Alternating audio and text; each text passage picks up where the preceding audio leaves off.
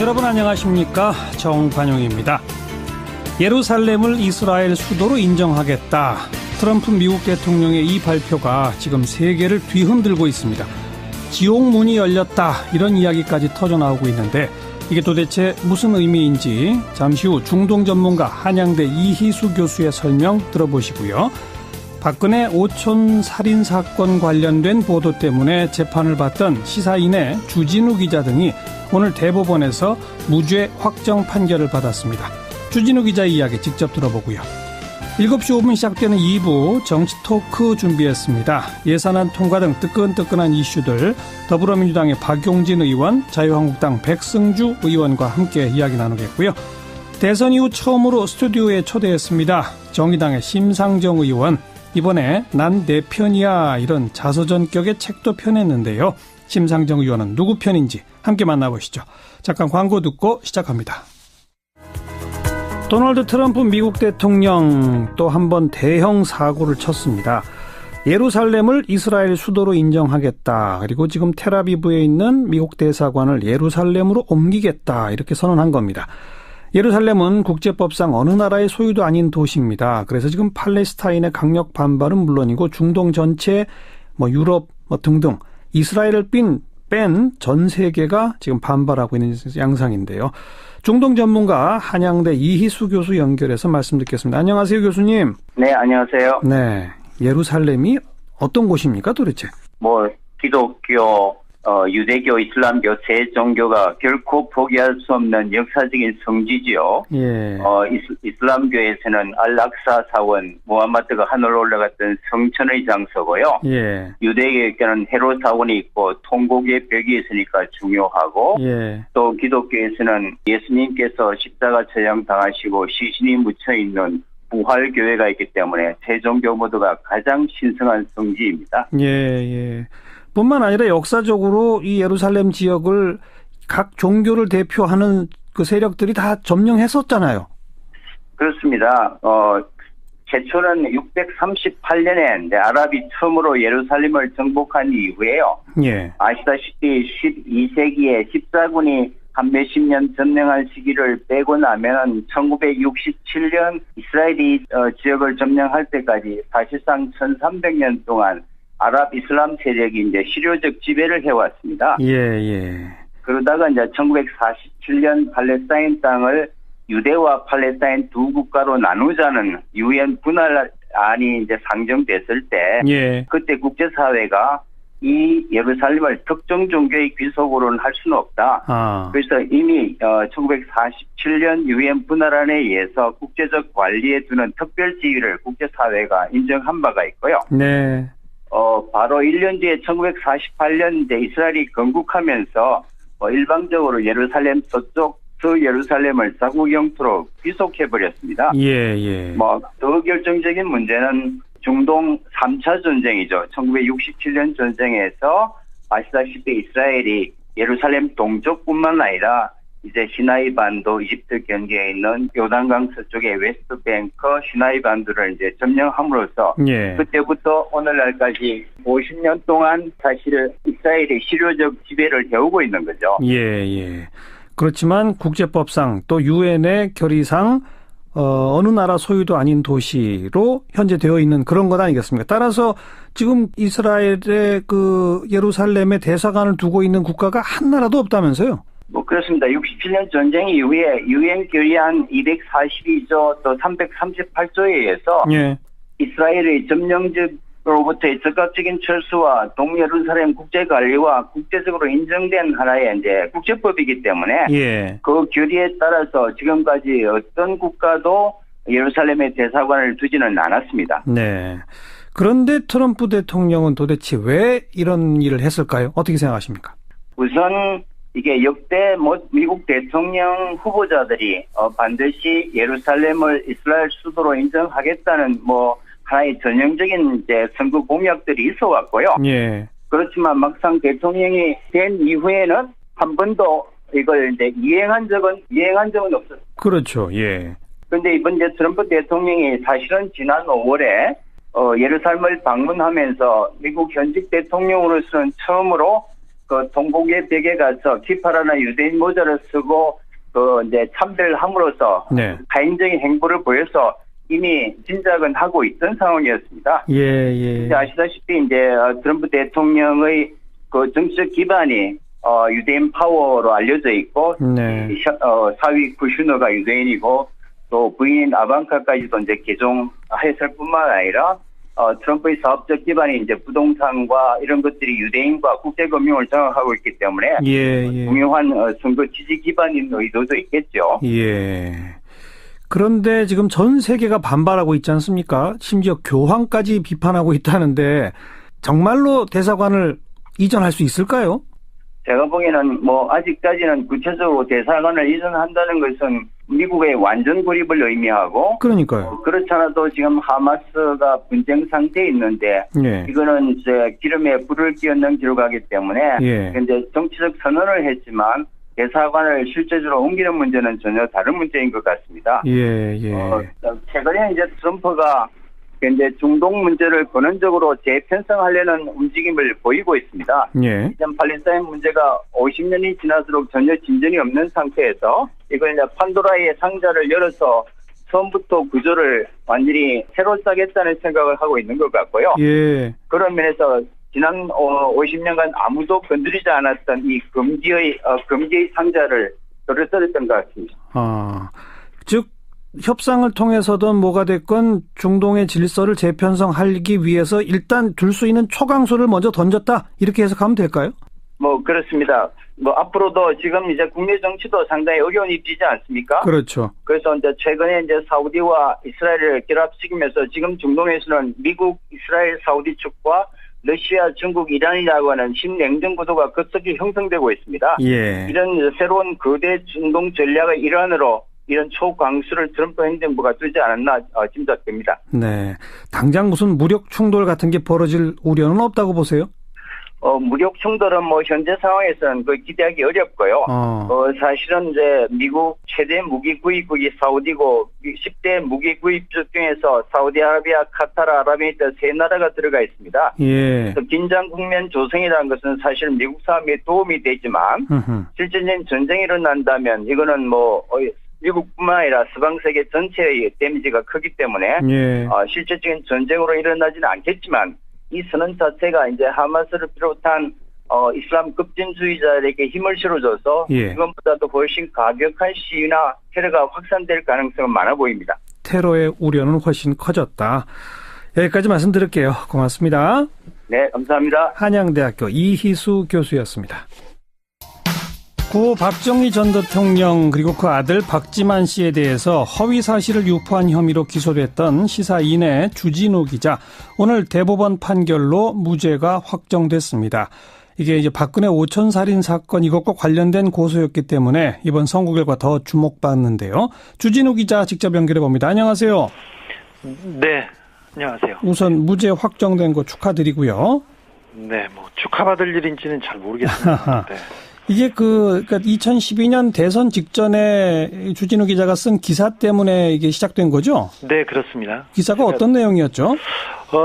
박근혜 대통령의 오촌간에 살인 사건이 있었어요. 살인을 하고 자살을 했다. 이렇게 경찰에서 보도 자료를 냈는데. 그 사건은 2011년에 있었던 거죠? 그렇습니다. 예. 근데 그 사건이 그냥 단순한 자살 사건으로 보기에는 이상한 점이 너무 많다. 예. 특별히 경찰이 너무 수사를 안 해서 이 사건이 의혹 덩어리다, 이 얘기를 했습니다. 살해 후 자살이라고 하는 경찰 발표가 구멍이 많다. 네네. 근데 그거에 대해서 박지만 씨가 자신의 명예를 훼손했다고 고소한 거잖아요. 네, 그렇습니다. 박지만 씨가 고소를 저한테 6건을 했었는데요. 예. 그 중에 한 건이 이 사건이었습니다. 그러니까 그 경찰 조사 결과 발표에 구멍이 많다는데 그게 박지만 씨랑 연결이 되나요? 그 재판에서 오촌살인 사건 일어나기 직전에 재판에서 살해와 관련된 내용이 박지만의 사주가 있었다. 네. 박지만의 사주로 박용철을 죽이려 한다 이런 내용이 조금 있었습니다. 재판 내용에 이런 그 몇 가지 진술이 있었다는 내용을 제가 보도하기도 했었죠. 근데 그거는 뭐 주진우 기자가 그냥 취재해서 쓴 게 아니라 재판 과정에서 나왔던 진술을 인용한 거다? 네, 진술, 나왔던 내용을 그대로 판결문을 보고 쓴 거죠. 예. 그런데 그것이 허위 사실이므로 나의 명예를 훼손했다는 게 박지만 씨의 주장이었던 거죠? 네, 그렇습니다. 근데 법원은 뭐라고 판단한 겁니까? 충분히 의심할 여지가 있었고, 판결에 대해서도 의문을 품는 게 언론의 역할이다, 이렇게, 판결문에서 이제 판시하고 있는데요. 예. 지금이야 그런데 사실 1심과 2심, 그리고 그 전에 영장실질심사 때는 굉장히 어려웠었습니다. 그 얘기를 하는 것조차도, 그 의견을 받아주는 것조차도 예. 용기가 필요한, 법조인들의 용기가 필요한 내용이었어요. 아무튼 이 사건으로 고소당한 후에 검찰은 구속영장 청구했는데 기각됐고, 네. 1심에서 무죄, 2심에서 무죄 그렇게 된 거잖아요. 네, 그렇습니다. 그러니까 사법부는 일관되게 주진우 기자의 보도가 허위 사실이라고 볼 수 없다 이렇게 한 거군요. 네, 사실 대통령 주변의 살인 사건을 얘기했다는 것이 가장 큰 저의 죄인데요. 예. 그게 살인 사건이 이상하다. 네. 내용이 크게 다르지 않았어요. 거기에서 벗어나지도 않았어요. 그리고 예. 경찰이 가장 중요한 증거를 잃어버렸어요. 수사 과정에서. 예. 휴대전화에 살인 관련 살해 지시가 담겨 있는 휴대전화가 있다고 얘기하고 다녔습니다. 죽은 박용철 씨가. 예. 근데 휴대전화를 하나를 경찰이 수사 과정에서 잃어버렸어요. 잃어버려요? 예. 이게 말도 안 되는 수사 과정이었는데, 예. 그것도 이상하다고 얘기했는데, 이상한 것을 이상하다고 얘기한 죄로 구속영장이 청구됐었죠. 그런데 다 기각됐고. 네. 분명히 오청간 살해 후 자살이라고 하는 거는 사실은 뭐라고 추정되는 겁니까? 지금 주변 당사자들도 그렇고요. 그리고 관계자들도 그렇고 또 다른 공범이 있었고 그 자리에. 네. 그리고 어떤 세력이 살해를 위해서 준비를 했다는 내용들이 하나씩 둘씩 드러나고 있습니다. 네. 저도 그런 증인을 몇 명 만났어요. 예. 그러니까 분명 사촌 간에 죽이고 자살한 사건은 아니었어요. 예. 그런데 이 얘기가 나오는 것 자체, 특별히 오촌살인 사건 얘기가 나오는 것 자체를 박근혜 전 대통령과 박지만 씨가 극도로 싫어했죠. 그래서 공권력이 남용되면서 악용되면서 저에 대한 계속된 압박이 있었죠. 네. 주진우 기자는 그 사건 취재하면서 한 취재원으로부터 그러다가 죽는다 이런 말까지 들었다면서요?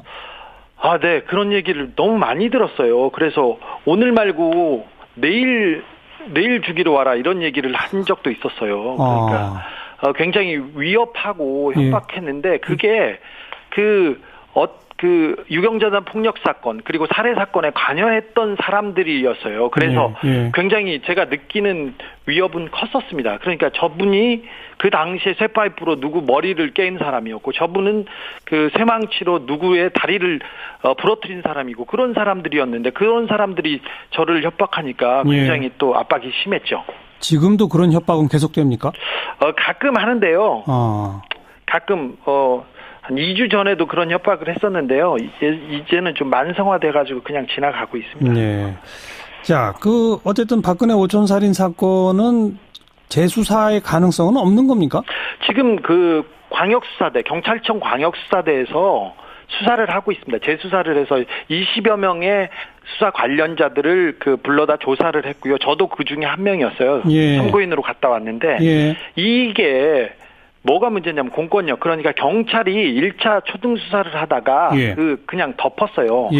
2011년 9월 6일 사건인데 새벽과 아침에 주검 사체가 발견됐는데 그날 오후에 이미 한 사람이 죽이고 자살한 사건이라고 중간 수사서 결과를 발표했어요. 그리고 CCTV나 통화 내역 조사도 안 하고 덮었고요. 그 다음에 아까 말했던 박용철 씨, 살해당한 박용철 씨의 휴대전화가 사라졌어요. 경찰에서 수사 과정에. 근데 이런 부분이 먼저 밝혀지고 규명이 되고 나서 수사가 진전해야 되는데 경찰이 자기 그 발등을 찍어내면서 그러니까 네. 경찰을 수사하면서 예. 이 진실을 밝힐 수 있을지는 조금 의심이 되고 조금 의혹의 예. 눈초리를 쳐다보고 있는 지금 입장입니다. 벌써 한 20여 명 주기자를 포함해서 소환해서 조사했다는데 거기에 1차 수사를 담당했던 경찰관들은 없는 거예요? 수사를 하고 있는 것 같은데 초반에는 없었는데 분명히 그 수사가 1차적으로 진행돼야 된다고 봅니다. 거기에서 진실은 그 안에 다 있어요. 예, 예. 네, 이게 어렵게 다르게 찾을 필요 없이 경찰 캐비넷에 진실은 다 있다고 봅니다. 언제쯤 그 결과가 나올까요? 수사 결과가? 수사 결과 이게 어려운 수사가 아닙니다. 살인 사건인데 그리고 여러 증언자들이 나오고 있습니다. 그리고 유경재단과 그리고 이 폭력 사건, 살해 사건 주변에 있던 폭력 그 행위에 가담했던 사람들이 증언하기 시작했어요. 그리고 자기가 위험하다고 얘기하기 오래 걸릴 일이 아니다. 금방 나올 것이다. 네, 오래 걸릴 일이 아닙니다. 알겠습니다. 경찰의 의지가 있으면 금방 해결될 거라고 봅니다. 함께 기다려 봅시다. 수고하셨어요. 네. 시사인의 주진우 기자였습니다. 윤태곤 실장 어서 오십시오. 네, 안녕하세요. 예산안 처리 후에 후폭풍이 만만치 않네요. 그렇죠. 근데 이제 예산안 처리에 대해 가지고 법정 시한은 못 지켰지만은 한 사흘 넘겼죠. 뭐 최악의 상황에 다다르지는 않았고 정치권 안팎에서 뭐 이 정도면은 괜찮다. 예. 특히 이제 여권이나 국민의당 이쪽은 이제 보통 그렇게 평가를 하고 있고 예. 청와대 기류도 대략 그런 것 같아요. 예. 근데 이번에 좀 독특한 게 각각 내부의 반발이 상당히 거세다는 겁니다. 먼저 자유한국당이 가장 거세죠. 자유한국당은 일단 입에 좀 패싱 당했다라고 할까요? 예. 민주당하고 국민의당이 이게 뭐 뜻을 모아버리니까 자유한국당 뭘 어떻게 할 수가 없었지 않습니까? 그렇죠. 그런 상황이기도 한데 그건 구조적 요인이고 장제원 수석 대변인이 페이스북에서 원내 지도부를 거의 이제 실명 비판 직격탄에 날렸어요. 뭐라고 썼어요? 언론 보도를 인용을 했는데 우원식 민주당 원내대표 지역구에는 1억 2,500만 원이 증액됐다. 정우택 자유한국당 원내대표 지역에는 211억, 김광림 정책위 의장 지역에는 140억, 김동철 국민의당 원내대표 지역에는 2,069억의 예산이 증액됐다. 예. 집권당 원내대표는 고작 1억 2,500만 원 증액했는데 야당 협당 주역들의 액수는 천문학적이다. 더 이상 야당도 아니다. 누가 누구 보고 이중대라고 말할 수 있냐. 이러다가 정권 잃어버렸다. 이러다가 망했다. 영원히 국회의원들 하라. 이야, 발언이 아주 세네요. 그렇죠. 자기 당의 원내대표와 정책위 의장을 아주 정면 공격한 거잖아요. 그렇죠. 이게 그러니까 민주당하고 국민의당이 합의를 한 다음에 자유한국당도 울며 겨자 먹기로 합의를 했다가 이걸 또 뭐 파기했다가 그랬죠. 뭐 오락가락 했지 않습니까? 예.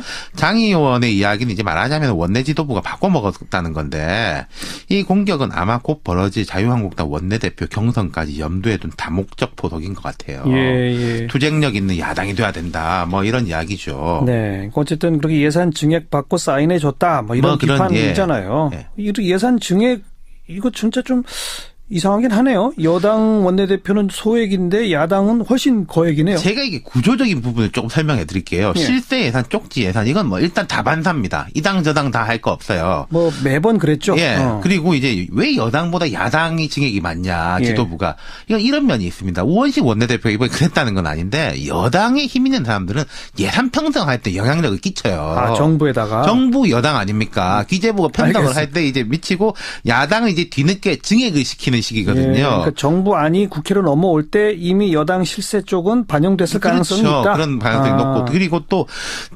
서울보다 지역이 증액이 많이 되는 편이에요. 서울의 지역구 예산이라는 게 이제 특정하게 나오는 경우가 잘 없거든요. 그렇죠. 서울은 이제 뭐 서울 전체라든지 이런 식인 것이고 지방은 좀 다르죠. SOC 예산이 있으니까요. 아무튼 자유한국당 장제원 수석 대변인의 그 강한 글, 그 내부 후폭풍을 정리해봤고 더불어민주당도 후폭풍이 있어요?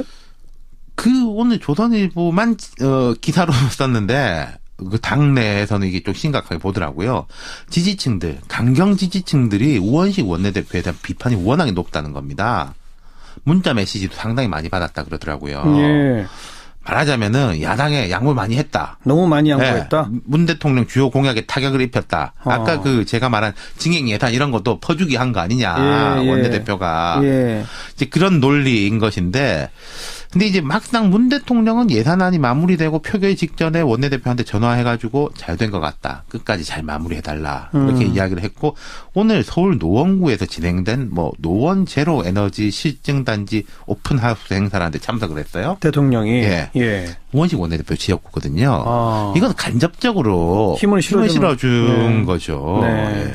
이런 각 당 내부의 불만 어떻게 해석해야 합니까? 일단 협상이라는 게 주고받기니까 어느 한쪽이 100% 만족할 수는 없어요. 네. 그리고 내부 반발이 어쨌든 협상의 이제 지렛대 역할을 하기도 하는데 그렇죠. 이번 독특하긴 한 게 자유한국당은 너무 무기력한 건 맞습니다. 이게 원내대표가 뭐 잘하고 잘못하고를 떠나가지고 예. 패싱 이야기까지 나오고 있으니까 아마 원내대표 경선 앞두고 있으니까 이런 이야기 더 많이 나올 겁니다. 예.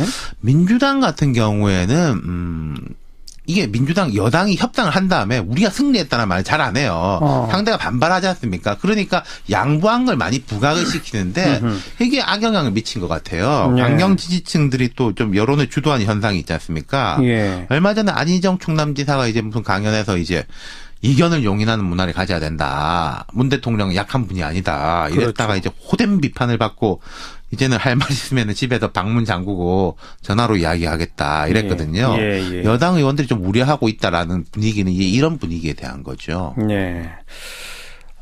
어쨌든 예산안 심사 결과를 보면 복지 예산을 한 1조 5천억 깎으면서 SOC가 그만큼 늘었죠. SOC가 한 1조 5천억 늘었다. 이건 정말 짚어봐야 할 문제입니다. 그렇죠. 수고하셨습니다. 감사합니다. 윤태권 실장이었습니다. 시사잡기 1부 마치겠습니다. 7시 5분 2부에 다시 뵙죠.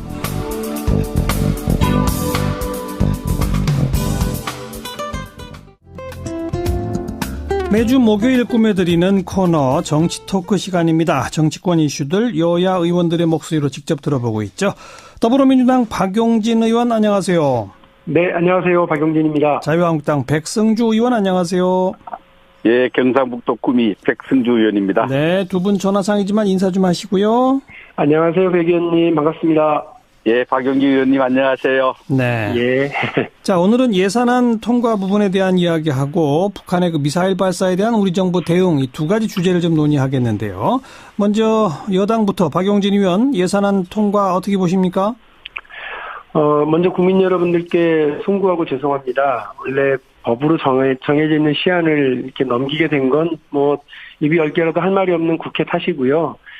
여당으로서 그 책임에 대해서 국민 여러분들의 나무람과 꾸짖음 잘 새기고 앞으로도 책임 있게 가겠습니다. 다만 부족하지만 늦게라도 민생 안전 챙길 예산이 확보됐고요. 또 소득주도 경제성장의 첫걸음의 예산도 마련이 됐습니다. 예. 기초연금의 확대, 아동수당의 도입 이렇게 해서 관련된 예산 등이 이제 확보가 돼서 우리 국민들의 삶의 질을 향상시키겠다고 하는 그런 정부의 어떤 그 밑그림이 역시 예산으로 반영이 되었고요. 문재인 대통령이 후보 시절에 약속했고 또 야당의 많은 당 대표님들이 대통령 후보 시절에 바로 몇 달 전이에요. 그때 국민들께 약속했었던 부분들이 이번 예산에서 반영이 되었다라고 생각을 합니다. 네. 자유한국당 백승주 의원도 총평해 주시면요. 우선 국민의 절대 다수가 자유한국당에 기대했던 집권 여당의 독주를 막지 못한 데 대해서 책임을 통감하고 송구하게 생각합니다. 이런 예산안 처리 과정만 들여다본다면은 두 개의 여당과 한 개의 야당의 처절한 그 국회 지형이 그 국회 예산안 통과 과정에서 그대로 반영되었습니다. 집권 여당이 그 제1야당을 존중해서 합의해야 되는 그러한 정치의 어떤 검도, 우회 정치의 검도를 철저히 어겼습니다. 자유한국당의 입장에서는 법인세 인상은 경제 활력을 죽이고 또 일자리를 오히려 창출하는 것이 아니라 일자리를 줄이고 여러 가지 어려운 경제 여건을 만드는 차원에서 반대했는데 이 부분에 대한 우리 당의 반대 입장을 민주당이 수용하지 못한 것을 매우 안타깝게 생각하고요. 국민 절대 다수가 또 공무원 증언에 대해서 그 소외와 증언에 대한 합리적인 판단을 전제해서 논의해야 되는데 불구하고 긍정 또 집권 여당의 정치 공약을 중심으로 통과된 데 대해서 예. 굉장히 안타깝게 생각하고 잘못되었다 이렇게 생각을 합니다. 네. 방금 백승주 의원 표현 가운데 여당이 제1야당의 의견을 묵살하고 국민의당을 또 하나의 여당으로 만들었다 이런 얘기를 하셨는데 박용진 의원은 어떻게 들으셨어요? 국민들께서 지금 이 청취하시는 분들께서는 진짜로 그런 줄 알고 큰일 났다 걱정하실 것 같은데 이게 좀 저는 근거가 없다 이런 말씀을 드릴게요. 왜냐하면 각각 상임위에서 예산 다 논의하셨잖아요. 그리고 예결위원회에서 또 그 하고 날 그 많은 세월 시간 동안 또 논의하셨잖아요. 예. 게다가 소소위에서 또 논의하셨잖아요. 그리고 더 나가서 그러니까 우리 3당 교섭단체 대표들끼리 모여서 또 논의하셨잖아요. 예. 그 많은 논의를 다 그러면 우리 여당에서 자유한국당을 무시했다고 그렇게 얘기하신단 말이에요. 그거는 근거 없는 말씀이에요. 이번에도 보니까 예산안 통과 과정에서요. 본회의장은 안 들어오세요. 근데 합의해서 발표는 했잖아요. 예. 그거를 그냥 통과시키는데 그거를 안 들어오고 나중에 들어와서는 방해를 하고 그러시던데 지금 보면 막 문자도 보내고 현수막도 보내서 우리 지역 예산 이만큼 우리가 확보했다라고 하는 야당 의원님도 많이 있으시더라고요. 예. 그러니까 지역 예산은 챙기시면서 왜 나라 예산은 안 챙기세요? 합의하고 왜 뒤집죠? 그리고 회의 과정, 국회 본회의 과정을 왜 들어와서 방해를 해요? 자, 백승주 의원 바로 받아보시죠. 거대 야당으로서의 국민들은 거대 야당으로서의 자질을 의심하고 계신다 이렇게 생각합니다. 네, 백승주 의원. 우선은 예산안이 통과될 당시 상황과 관련해서 자유한국당이 의총이 진행 중에 있었습니다. 네. 의총이 진행되고 있는 상황에서 국회의장은 많이 기다렸다, 충분히 기다렸다 이야기하지만 예. 최소한 의총이 진행되고 있는 동안은 제1야당이 의사를 몇 번 확인해야 되는데 최종 의사를 확인하지 않고 기다렸다는 것만으로 또 충분히 기다렸다는 것만으로 회의를 진행했단 말이죠. 거기는 굉장히 잘못되었다고 생각하고요. 예. 또 그 3당 대표 간에 합의를 했다. 네. 합의 내용은 잠정 합의라고 원식 대표도 확인해 줬어요. 예. 잠정 합의라 임의 합의거든, 임시 합의거든요. 예. 그 3당의 의원총회를 통해서 추인을 받아야 되는데 예. 추인을 받지 못했어요. 우리 당 같은 경우에는. 예. 특히 잠정 합의 내용 중에도 법인세 인상 부분과 공무원 인력 증원 규모에 대해서는 자유한국당 대표가 반대하는 입장이 명시되어 있습니다. 그렇다면은 네. 이 가장 중요한 이 두 가지 부분에 대해서 좀 더 치열하게 논쟁하고 토론해서 합의를 이끌어내는 노력이 전혀 없었습니다. 예. 그 점에서 야당을 존중하지 않았다. 이렇게 이야기할 수 있습니다. 그러니까 상임위 예결위 논의에 참여한 건 맞지만 가장 핵심 쟁점인 두 가지 부분에 대해서 제1야당 의견을 묵살했다. 그 주장이신 거죠? 그렇습니다. 예, 박용진 의원 실제로 네. 서명은 했습니다만 정우택 원내대표가 몇 가지 대해서는 반대다라고 하는 건 분명히 밝힌 건 사실인 것 같은데 그건 어떻게 보세요? 유보라고 써 있죠, 유보. 예. 네, 그 얘기는 의총 가서 한번 들어볼게요라고 하는 말씀이세요. 예. 그리고 저희 이른바 정부가 가져오고 여당이 요구했었던 원안을 그대로 지킨 게 아니고요. 여러 논의 과정 상임위와 예결위와 그다음에 최종 담판 과정에서 예. 저희가 얘기했었던 걸 다 양보했습니다. 그래서 절충안들이 만들어져서 그게 올라간 거예요. 그러니까 정우택 원내대표도 일단 유보해놓고 갔다 올게요. 이렇게 얘기를 한 거죠. 예. 그런데 만일에 확인도 안 하고 발표를 해서 의총에 그걸 가지고 온 게 문제였다 그러면 자유한국당 원내대표를 탄핵하셔야죠. 왜 그거를 본회의장에 오셔가지고 국민들은 지금 그렇지 않아도 예산안 늦었다고 다들 국회한테 손가락질하고 여당의 책임을 묻고 의원들은 뭐 하는 사람들이냐고 얘기하는데 예. 그거를 왜 본회의장 와서 적법하게 진행되고 있는 그거를 방해했는지 묻는 거고요. 예. 그다음에 또 하나는 의총을 무슨 오전 11시부터 하셨잖아요. 그리고 그 회의는 지금 밤 11시에 12시간이나 기다리다가 했는데 예. 우리 의총 중인데 왜 하냐고 얘기하시면 그건 좀 말이 안 된다고 봐요. 이미 12월 1일 날 통과됐어야 될 것이 알겠습니다. 며칠이나 늦게 진행되고 있었던 거 아닙니까? 백승주 의원 한 말씀만 듣죠. 여 대목에 대해서. 예, 잠정 합의하고 최종 합의의 그 사이에서 우리 당 원내대표 정우택 원내대표도 분명히 사진을 찍고 잠정 합의로 그렇게 사용할 줄 몰랐다. 네. 이렇게 이야기를 해서 그 부분에 대해서 너무 순진했다. 이렇게 얘기를 합니다. 말씀하시는데 예. 어쨌든 이 부분에 대해서는 잠정 합의를 최종 합의인 것처럼 이렇게 국민들에게 설명한 부분, 언론에 설명한 부분은 대단히 잘못됐다고 생각하고요. 네. 박영진 의원님 말씀처럼 그 세부적인 내용에 대해서 각 상임위에서는 상임위원회별로 토론된 거 맞습니다. 예. 맞지만 가장 중요하게 생각하는 야당이 제일 중요하다고 생각하는 법인세 부분과 공무원 인력 지원 규모에 대해서는 우리 당이 반대한 입장이 잠정 합의 속에도 들어있고 예. 그 논의 있으면은 예. 이거 하루 이틀 더 논의되고 일주일 더 논의한다 해서 그렇게 심각하지 않다고 생각합니다. 그래서 그런 측면에서 좀 더 우리 의총이 끝날 때까지 좀 기다려서 알겠습니다. 논의를 하는 것이 옳았다 생각합니다. 자, 지나간 일 여기까지 말씀 듣고, 자, 이번에는 이제 북한의 미사일 발사 관련해서 자유한국당의 홍준표 대표가 국민들이 핵 인질이 된 상황에서 이 정부는 왜 레드라인을 넘지 않았다는 말만 하면 다냐 이렇게 비판했는데, 백승주 의원 그 홍준표 대표의 그 비판을 조금 설명해 주시면요. 예, 저는 우리 대표 입장을 넘어서서 국방부에 평생 연구한 전문가로서 말씀드리면은, 예.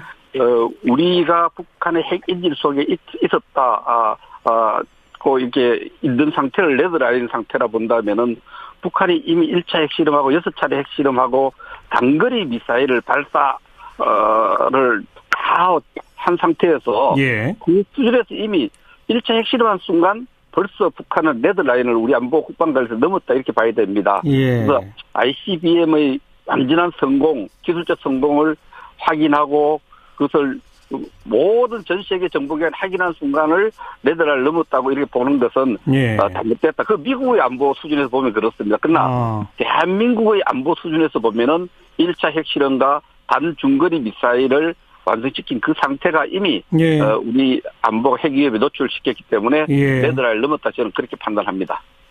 박용진 의원 어떻게 들으셨어요? 홍준표 대표가 5일날 있었던 관훈클럽 초청 토론회에서요, 문재인 정부를 주사파 정권이다 이렇게도 표현을 하고, 또 뭐라고까지 그러셨냐면 이 정부의 대북 외교 정책과 맞서 싸우겠다 이렇게 말씀을 하셨더라고요. 예. 근데 홍준표 대표님, 맞서 싸워야 될 것은 문재인 정부가 아니고요. 북한의 김정은 체제이고, 예. 중국의 잘못된 간섭이고, 한반도 전쟁 위기잖아요. 그 부분과 맞서 싸우셔야지, 자꾸 문재인 정부만 바라보고, 문재인 정부랑 싸우려고 그러시면 저는 안 된다고. 자, 봅니다. 그건 됐고요. 이제 방금 예. 백승조 의원의 표현은 이미 그리고 1차 핵실험하고 단거리 미사일만 쏴도 이미 한국은 핵 위협에 온 거니까 레드라인은 이미 그때 넘은 거 아니냐라는 인식에 대해서 어떻게 보세요? 말씀하신 대로라면 이미 예전부터 그러면 핵 위기와 관련돼서 정부가 뭘 했어야 된다라고 하는 거고, 그러면 그 박근혜 정부하고 이명박 정부 때는 뭐 하신 거죠? 그러니까 저는 그거를 이게 지금 계속해서 지속적으로 커져온 북의 미사일 개발과 핵 위기와 관련해서 예.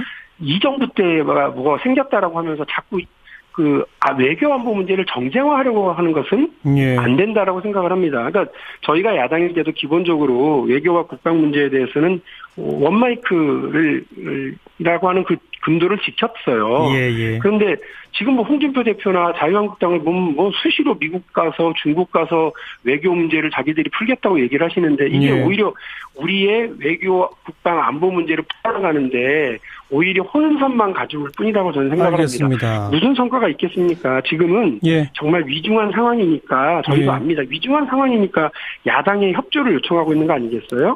근본적으로 좀 도와주시면 좋겠습니다. 백승주 네. 의원 이미 레드라인을 넘었다면 박근혜 정부 이명박 정부 때는 뭐 했느냐? 여기 대해서 답변해 보시죠. 그렇습니다. 그래서 이명박 정부 또 박근혜 정부 때 이미 북한의 핵 위협과 관련 레드라인을 넘었기 때문에 대화나 협력 이보다는 그런 데 대한 대비 킬체인과 KAMD 이런 쪽에 하고 한미 공조를 강화해서 북한이 이미 레드라인을 넘었다는 인식 속에서 군사적 대비를 강화했죠. 예. 그래서 북한의 핵 위협을 인식하는 데 있어서는 이미 이 정부의 책임은 아닙니다. 문재인 정부의 책임이 아니고 이미 노무현 정부 때 이미 북한이 1차 핵실험을 했지 않습니까? 예. 그때 이미 우리는 북한이 레드라인을 넘었다는 인식하에 군사적 대비를 발전시키고 있는데 이 인식을 레드라인을 아직 넘지 않았다는 인식은 우리가 잘못되었다 이렇게 보는 거죠. 네. 이미 그러니까 예, 말씀하세요. 말씀하신 것처럼 KMD라든지 한미공조는 이 정부에서 더 단단하게 하고 있잖아요. 그러니까 도와주시면 좋겠고요. 노무현 정부 때 북핵 실험했다고 얘기하시는데 북한이 이른바 가장 처음 이른바 북핵 위기가 언제였냐면 93년도 NPT 탈퇴입니다. 예. YS 정부 때요. 94년에 북폭 위기가 있었던 것도 김영삼 정부 시절 아닙니까? 지금 자유한국당이 사진도 걸어놓고 하시는 거 보니까 그 정부를 이렇게 이어가시는 것 같은데요. 아니, 왜 그 책임은 얘기 안 하시고 자꾸 노무현 정부 때만 얘기를 하시는 거예요. 그러니까 자꾸 그러니까 이 외교 안보 문제 국민들이 전쟁 날까봐 불안한 상황을 예. 제1야당의 낮은 지지율을 극복하겠다고 이 정부를 공격하는 데 이용하지 마시라니까요. 알겠습니다. 그것 때문에 문제가 더 생깁니다. 마지막으로 한 말씀씩만 1분 정도 드릴 테니까 조금 있으면 문 대통령이 중국 방문하잖아요. 중국에 가서 문 대통령이 어떤 얘기를 해야 하는지 1분씩 박용진 의원부터. 지금 중국하고는 저는 아까 중국의 부당한 간섭이라고 표현을 했습니다. 네. 왜냐하면 중국이 자신들의 안보 문제에 대한 이해 때문에 우리의 안보 문제에 대한 부당한 외압을 경제 문제나 이런 것으로 지금 가하고 있는 상황이거든요. 예. 저는 이 부분에 있어서는 대통령이 중국에게 좀 당당하고 단호한 태도를 취해 주실 필요가 있다라고 하는 겁니다. 안보 문제에 있어서 양보란 있을 수 없기 때문에 그렇습니다. 다만 예. 중국이 우리에게 요구하고 있는 미국과 북한 사이에 요구하고 있는 이런 쌍중단이라든지 쌍계 교연이라고 하는 부분에 있어서 예. 중국의 역할이 구성돼야 된다고 저는 생각을 해요. 예. 그 부분에 있어서 문재인 대통령이 중국의 역할은 보다 높이되 중국이 우리에게 가하고 있는 잘못된 안보에 대한 간섭 분야에 있어서는 단호하게 대처하시기를 당부드립니다. 백승주 의원도 한 1분 정도? 예, 중국이 인식하고 있는 것은 한반도 긴장의 원인, 북핵 위기의 원인을 한미 훈련과 북한 도발, 양비론적 입장이다. 양쪽에 다 문제 있다 이런 인식은 중국이 잘못 인식하고 있다는 것을 중국에 알려줘야 됩니다. 예. 전체적으로 한반도의 긴장, 동북아의 어떤 위기 이런 부분들이 핵 확산 위기는 북한의 핵 개발이 있기 때문에 예. 여기에 대해서 양비론적 입장을 좀 바꿔달라. 예. 그리고 과감하게 지금 북한이 계속한 도발에 대해서 단호한 입장을 좀 지금까지와 다른 모습을 보여달라. 예를 들면 원유 공급 중단 이런 부분에 대해서도 애매한 입장이 아닌 예. 분명한 입장을 요구해서 중국이 북핵 해결에 좀 더 적극적으로 나서달라는 것을 단호하게 말씀드리는 것이 알겠습니다. 중국에서 하는 것이 필요할 때다 이렇게 생각을 합니다. 내용은 조금 다르지만 중국이 북한에 대해서 더 많은 역할 해달라는 말은 같군요. 내용은 좀 다릅니다만 두 분 오늘 여기까지 말씀드릴게요. 고맙습니다. 네, 감사합니다. 네, 네, 감사합니다. 더불어민주당 박용진 의원, 자유한국당 백승주 의원 여야 입장 들었습니다. 사운드 오브 뉴스 시간입니다. 김민아 기자 어서 오세요. 안녕하세요. 들어볼 소리는요. MBC 새 사장 최종 면접이 페이스북을 통해서 생중계됐는데요. 세상이 참 좋아졌습니다. 예. 후보인 최승호 뉴스타파 PD, 임응식 전 MBC 논설위원, 이후호 전 MBC 논설실장의 목소리 차례로 들어보시죠. 지금 이것을 정말 이게 이제 마지막 기회다. 이게 국민이 우리한테 준 마지막 기회다. 실패를 한다 그러면 더 이상 공영방송 MBC가 국민께 다가갈 수 있는 기회가 없는 게 아닐까. 모든 걸 다 동원해서 젖먹던 힘까지 내서 한번 이렇게 세워보도록 하겠습니다. 우리가 충성해야 될 첫 번째 대상은 시민이다라고 하는 사내 조직원들의 인식, 그리고 또 시민들은 저건 우리 거다라고 하는 인식, 거기에 제도적인 보완. 제가 아는 한은 해고를 당한 후배라든가 출퇴근하는데 5시간씩 걸리는데 영업을 시켜서 보낸 그런 후배들, 또 무슨 스케이트장 관리 이런 얘기 드리고 싶지도 않습니다만은 제가 단언컨대 34년을 제가 다녔는데요. 그들 중에 정말 인재들이 많습니다. 네, 이 세 분 가운데 최승호 PD가 사장으로 내정됐다죠? 그렇습니다. 오늘 MBC 대주주인 방송문화진흥회 이사회가 이 최종 면접 직후에 투표를 한 결과 제적이사 과반 지지로 최승호 PD를 신임 MBC 사장 내정자로 선정했다 이렇게 밝혔거든요. 그래서 오늘 7시부터 열리고 있는 이 MBC 주주총회에서 사장으로 공식 선임이 된다 이렇게 보도가 나오고 있습니다. 최승호 PD가 이제 신임 사장이 된다면 임기는 지난달 13일에 해임된 김장겸 전 MBC 사장의 자녀 임기인 2020년 주주총회까지다 이렇게 보도 나오고 있네요. 최승호 PD는 저희 프로그램에도 몇 번 왔습니다만 어떤 사람인지 소개 좀 해주시죠. 1986년도에 MBC PD 입사해서요. PD 수첩, 경찰청 사람들 이런 프로그램들을 만들었고요. 2003년부터 2005년까지는 언론노조 부위원장 그리고 MBC 본부장을 맡았습니다. 2006년에 PD 수첩을 통해서 서울대 황우석 교수의 줄기세포 조작 의혹을 제기를 했었고 이명박 정부 당시에 4대강 사업 등에 대한 어떤 다큐멘터리들을 제작해서 이걸로 상을 받기도 했죠. 예. 그런데 2012년 방송 정상화를 요구하는 파업에 참여했다가 해고가 됐는데 이후에 소송을 제기해서 2심까지는 해고 무효 판결이 나왔지만 대법원 판결은 아직 안 나온 상태입니다. 2013년부터 비영리 탐사 보도 전문 언론을 표방하고 있는 뉴스타파에서 제작과 진행을 맡았었고요. 그러면서 간첩 조작 사건을 다룬 자백 그리고 이명박 박근혜 정부의 언론 장악을 추적한 공범자들 이런 다큐 영화를 제작해서 상당히 많은 이제 화제를 낳기도 했습니다. 최종 면접에서는 어떤 이야기를 했죠? MBC에서 자신이 프로그램을 잘 만들 수 있었던 것은 다른 언론사에 비해서 자율성이 제대로 잘 보장됐기 때문이었는데 지난 9년간 이게 망가졌고 그래서 자기도 떠날 수밖에 없었다 이런 얘기를 했고요. 사장이 인사권을 휘둘러서 구성원들이 원치 않는 사람을 요직에 앉히고 은밀한 의도를 관철시킨 것 등이 문제였기 때문에 이런 거 못하도록 견제장치를 만들어야 된다 이렇게도 주장을 했습니다.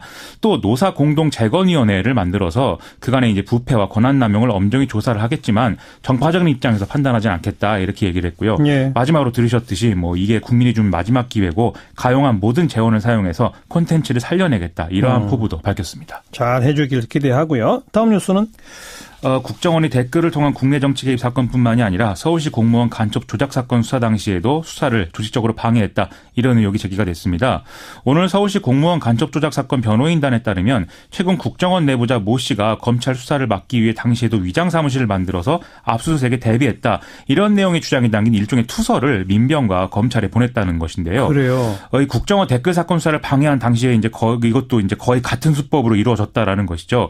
이 작업에 관여한 국정원 직원 이름까지 나열할 만큼 이 내용이 구체적이라고 합니다. 근데 이미 지난달에 국정원 적폐청산 태스크포스에서는 이 사건 조사해가지고 국정원의 조직적 차원의 증거 조작은 없었다 이렇게 발표하지 않았었어요? 그렇죠. 지난달 8일에 국정원 개혁위원회가 밝힌 내용을 보면 당시 담당 수사관이 피해자인 유호성 씨의 동생 유가려 씨를 회유를 했다. 그리고 무리하게 수사를 진행해서 이제 결과적으로 부실 수사가 됐다. 이런 정황들은 있지만 국정원 지휘부의 어떤 증거 조작 지시 묵인 등의 정황은 발견하지 못했다. 이렇게 밝힌 바 있죠. 예. 당시에 유호성 씨는 국정원 개혁위의 이러한 결론에 반발을 해서 기자회견을 열고 피해자인 자신은 조사를 받은 일도 없는데 이런 결론이 난 것은 이해가 되지 않는다. 이런 주장을 하기도 했습니다. 그러니까 지난달에 그런 발표가 나온 거는 왜 그런 거예요?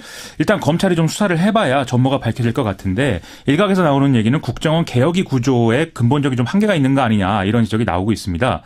국정원 개혁위원회는 지금 민간위원 8명하고 국정원 전현직 직원 5명으로 구성이 되어 있는데 국정원 내부 조직인 적폐청산 TF가 1차로 조사해온 내용을 가지고 판단을 내려서 다시 적폐청산 TF에 추가 조사를 요구하는 이런 구조가 되어 있다는 거죠. 예. 즉 내부 조직인 적폐청산 TF가 조사 대상자인 국정원 내부자들의 비협조든 아니면 본인들의 자체 판단이든 소극적으로 이 수사에 대처하게 되면 조사 대상이 된 사건의 실체를 파악하기 어려운 구조다. 이런 얘기도 나온다는 것입니다. 예. 그렇다고 외부에서 국정원 내부를 직접 들여다볼 수 있게 그런 권한을 주자니 보수 세력 일각에서는 민간인이 포함된 이런 위원회가 국정원 내부 자료를 다 검토하는 것은 위법이다. 이런 지적을 하고 있어서 또 이것도 쉽지 않다는 것인데요. 예. 어쨌든 서울중앙지검은 이 사건을 공안 2부에 배당한 상태라고 합니다. 더 지켜봐야 되겠네요. 진실이 뭔지. 그렇습니다. 다음 뉴스는요. 문재인 대통령이 황찬현 전 원장이 지난 1일에 퇴임해서 공석이 된 감사원장 후보자에 최재형 사법연수원장을 오늘 지명을 했는데요.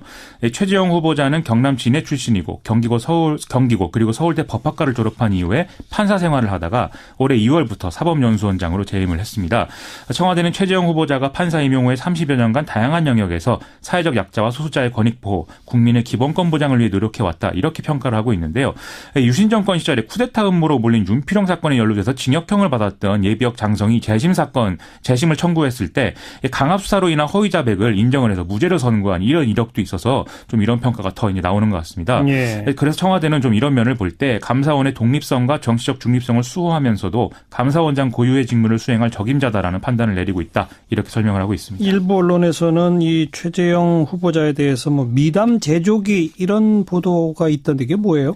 사법연수원 시절에 다리를 쓰지 못하는 동료를 2년간 업어서 출퇴근시킨 일화가 부자가 유명하다고 하고요. 최근에는 자녀 2명과 함께 13개 구호단체에 4천여만 원을 기부했다. 이걸로도 상당히 많이 회자가 되고 있다고 합니다. 뭐 미담도 미담인데 청와대가 지난번 공개한 이른바 이제 인사검증 7대 기준 있지 않습니까? 여기에 걸리지 않는 후보를 찾기 위해서 상당한 노력을 해서 좀 충분한 시간을 들여서 검증한 인사다. 이런 설명도 같이 하고 있는 상황입니다. 인사청문회 통과해야 하는데 뭐 가능성이 높겠네요, 그러면. 그렇게들 보는 것 같습니다. 일단 야당들은 감사원 독립성과 정치적 중립성을 지킬 수 있겠는가, 또 7대 기준, 나아가서는 그 이전에 5대 기준의 위반이 없는가, 이런 걸 기준으로 놓고 철저히 검증하겠다 이렇게 밝히고 있는데요. 이게 최근 예산안 처리 정국 거치면서 자유한국당이 뭐 속된 말로 독이 좀 올라있는 상태고 국민의당 일부에서도 지금 이 과정에서 정부 여당이 너무 기울어진 거 아니냐 이런 얘기도 있어서 쉽게 넘어가자는 분위기는 아닌 게 사실입니다. 하지만 청와대는 뭐 걸릴 게 없는데 무난히 청문회에 통과할 수 있지 않겠느냐 이런 입장을 지금 가지고 있습니다. 네. 다음 뉴스요. 예산안 처리 국면에서 바른정당 유승민 대표가 국민의당을 비판하는 등의 이런 사건들이 있었지만 다시 국민의당의 진로를 둘러싼 논쟁이 불이 붙는 상황이 됐는데요. 오늘 국민의당과 바른정당, 국회에서 양당 의원 모임인 국민통합포럼 정책 세미나를 열고 정책연대의 과제와 발전 방향에 대해서 의견을 나눴습니다. 안철수 대표는 이 자리에서 양당이 다당제를 지키기 위해서 노력해야 한다 이렇게 얘기를 했고요. 유승민 대표는 공통분모를 찾기 위해 노력하자 이렇게 화답을 했는데요. 어쨌든 예산안 처리 과정에서 나타난 엇박자에 대해서는 양쪽 모두 봉합을 위해서 노력하자는 분위기여서 이 통합론에 다시 드라이브가 걸리는 그런 상황입니다. 하지만 국민의당 내부에서 이 통합에 반대하는 그쪽 사람들도 가만히 있을 분위기는 아니지 않습니까? 어제 국민의당 내에서 이제 통합에 반대하는 사람들 모임인 평화개혁연대 첫 공식 행사가 진행이 됐는데요. 안철수 대표가 이 자리에 갔습니다. 그런데 뭐 나가라, 뭐 철수해라 이런 거센 야유가 쏟아져 나와서 제대로 인사도 하지 못하고 이제 퇴장을 했었는데 오늘 박지원 의원 같은 경우는 TBS 라디오에 출연을 해서 안철수 대표가 일종의 완충 지역 개념으로 바른정당과 통합한 후에 자유한국당 세력과도 통합해서 제2의 YS의 길을 가려고 한다. 이렇게 얘기를 하기도 했거든요. 지금까지 비판을 하면서도 이런 얘기까지는 안 했는데 좀 작심 발언을 이제 시작하고 있다. 이런 평가가 가능한 대목으로 보이고요. 안철수 대표는 이번 주말부터 호남 민심 정치 및 설득을 위한 일정 이걸 소화한다는데 연말까지 계속 이 문제를 가지고 혼란스러운 전국이 이어질 것 같습니다. 네, 국민의당 내부는 바람 잘 날이 없군요. 그러게 말입니다. 수고하셨습니다. 고맙습니다. 김민아 기자였습니다.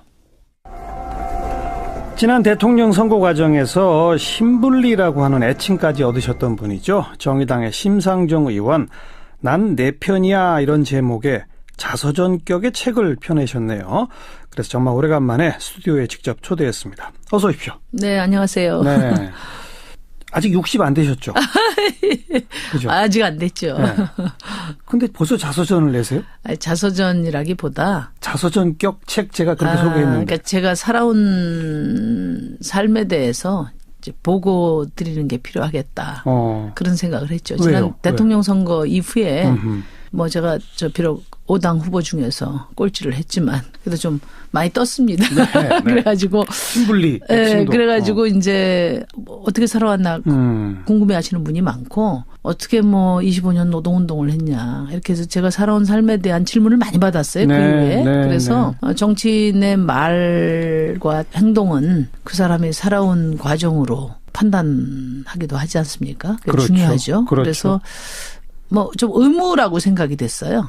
그래서 뭐 거칠지만 제가 살아온 스토리를 좀 써봐야 되겠다. 훨씬 더 많은 분들이 저 사람은 어떤 사람이지? 어떻게 살아왔지? 궁금해하니까 책으로 보고 드리겠다.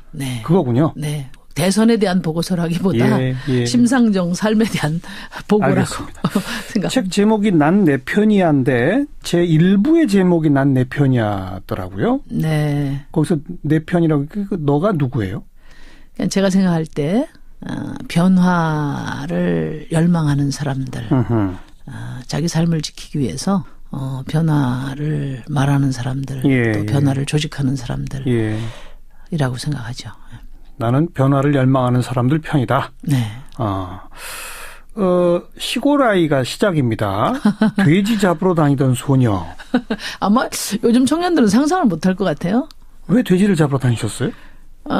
저희가 이제 시골에 살았는데, 그때는 뭐. 파주죠, 파주. 예. 그 오빠들을 서울에다 유학을 보내고, 주말만 되면은 이제 엄마가 이제 바리바리 싸가지고 올라가셨죠. 서울로. 예. 근데 우리 어머님이 동물들을 많이 키우셨어요. 돼지를 많이 키우셨는데 돼지가 엄마가 없다는 거를 어떻게 기가 막히게 알아요. 그 주말에 엄마가 안 계실 때 이렇게 우리를 뛰쳐나오더라고. 도망가요? 네. 그러면 도리가 없지 않습니까? 제가 열심히 쫓아다니면 못 쫓아다니잖아요. 그러면 이제 그 모습 보면서 동네 어른들이 우리에다 갖다가 이렇게 가두는데 이제 도와주시고 그랬죠. 네. 노는 친구들과 친한 모범생? 아니 제가 이제 시골에 살다 보니까 초등학교 4학년 때까지 시골에 있었거든요. 시골에는 뭐 그 학교가 한 학년에 한 반씩밖에 없는데 그래서 주로 뭐 산과들 돌아다니면서 뭐 개구리 잡고 또 개울에 가서 미역 감고 이렇게 살다가 서울 와서 서울 생활이 굉장히 답답했어요. 학교 생활이. 그래서 초등학교 4학년 때 서울로 온 거예요? 네네. 그렇죠. 이제 중고등학교 가니까 거의 여기는 입시 분위기고. 그렇죠. 오로지 공부하는 거 말고는 어떤 뭐 문화가 없다 보니까 제가 이제 고등학교 때 그래서 어떤 출구를 찾은 게 야구장 다니는 거였죠. 그래서 고교 야구 리포터도 제가 했습니다. 그래요? 예. 그래서 야구인들 그래도 그때 많이 인연이 됐죠. 근데 제가 다니던 충암여중이 당시에 충암고등학교가 저는 여중을 다녔는데 충암고등학교가 고교 야구에서 그래도 뭐 최소한 준중결승은 올라가고 뭐 결승까지 올라간 적도 있어요. 그래요. 잘했어요. 그래서 준중결승만 올라가면은 여중생들을 다 동원했습니다. 동대문 운동장에. 근데 거기 가면은 탁 트인 공간에 그린 필드에다가 또 뭐 홈런이라도 치면은 그 통쾌함이 꽤 크지 않습니까? 응원가도 막 다 부르고. 그 분위기가 너무 좋아서 제가 야구장을 많이 다니죠. 그래서 중학교 졸업하고 고등학교 가서도 그 야구장을 못 잊어서 제가 고등학교 1학년 때부터 재수를 결심하고 대학은 아예 재수로 가겠다. 네, 그러고서 좀 이제 야구장도 다니고 또 이제 그 학교에서 끝나자마자 종례 시간부터 학원으로 쫓아가는 친구들 말고 좀 여유 있는 친구들하고 같이 이렇게 어울렸던 기억이 나요. 저 조용필도 많이 쫓아다니고. 그러니까 여유 있게 고교 생활을 보내고 대학은 아예 재수해서 간다. 제가 계획대로 했습니다. 그러셨군요. 역사교육과 서울대학교 7, 8학번이시고 근데 골치 아픈 여대생이라는 챕터가 있어요. 저는 이제 대학 들어갈 때 교육자가 돼야 되겠다. 선생님 돼야 되겠다. 그 생각이 뚜렷해서 사범대를 갔어요. 그래가지고 이제 들어가서 그때 뭐 한참 제가 78년도 입학했으니까 79년도에 박정희 대통령이 피살되고 80년도 광주항쟁이고 말하자면 이제 독재 정권의 말기 시대라서 뭐 아시겠지만 학교가 굉장히 시끄럽잖아요. 그래도 저는 갈 길이 뚜렷했기 때문에 데모하고 학생운동하고 하는데 이제 처음에는 좀 거리를 두려고 했는데. 안 간다? 거리를 두려고 했는데 제가 하고 싶은 일을 하려고 하다 보니까 결국은 그 독재 정권하고 맞설 수밖에 없게 되더라고요. 예를 들어서 뭐 읽고 싶은 책을 마음대로 읽으려고 해도 당시에 뭐 전환시대 논리 이런 거는 이제 금소가 돼서 안 되고 또 뭐 아침 이슬 같은 노래도 못 부르고 그 다음에 이제 그 학교 그 강의실까지 정보 형사들이 와서 진을 치고 또 제가 사귀고 싶은 남자들을 쫓아다녀 보면 영락없이 운동권이고 그러니까 뭐 방법이 없더라고요. 그래서 제가 그 사귀고 싶은 남자친구를 포기할 수 없어서 제가 학회까지 그 운동권에 발을 들여놓게 됐는데 이제 그 세계에 들어가니까 이제 더 센 운동권이 돼버렸죠, 제가. 그렇죠. 그래서 이 길로 오게 된 겁니다. 그래서. 근데 보통 데모하러 다니고 그럴 때는 운동권 여학생들은 청바지 입고 운동화 신고 그러잖아요. 근데 하이힐 신고 다니셨어요? 처음에 저희 언니가 미대 출신이에요. 그래서 이제 굉장히 이렇게 미적 감각이 풍부한 분인데. 언니 영향으로 멋부리고 다니셨구나. 아니 그게 아니라 이제 언니 옷을 이렇게 입고 다니게 되는 거죠. 언니 구두, 언니 옷을 좀 물려서 입고 다니다 보니까 이제 제가 다니던 학교와 그 시절로 볼 때는 굉장히 뭐 좋게 말하면 멋있는 여학생이 돼버렸는데 그래서 제가 그랬어요. 제가 이제 운동권이 되기 전까지는 어떻게 운동권은 뭐 하나같이 다 청바지에 운동화에 커트머리 너무 획일적인 거 아니냐. 제가 그런 식으로 좀 비아냥거리기도 했는데 제가 이제 운동권이 돼서 하이힐 신고 그 서울대에서 신림사거리까지 대모대를 쫓아다니다 보니까 네. 진짜 발목 시큰거려서 못 더 이상 뛰죠.